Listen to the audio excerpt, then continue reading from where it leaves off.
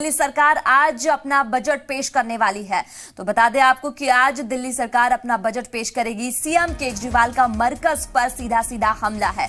मरकज हमें हमारा काम करने नहीं दे रहा है, केजरीवाल ने कहा है।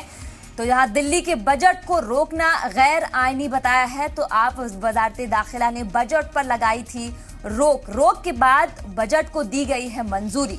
तो बता दें कि केंद्र वर्सेस आप सरकार के बीच 2 दिनों तक चले इस ड्रामे के बाद आखिरकार अब जो बजट है वो पेश होने वाला है। तो दिल्ली से ये बड़ी खबर आ रही है। तो आज बजट पेश होने वाला है। दिल्ली सरकार आज बजट पेश करेगी अपना बजट से पहले सीएम केजरीवाल का मरकज पर हमला है। मरकज हमें हमारा काम करने नहीं दे रही है, सीधे तौर पर केजरीवाल ने कहा है। तो दिल्ली के बजट को रोकना गैर आईना उन्होंने बताया है।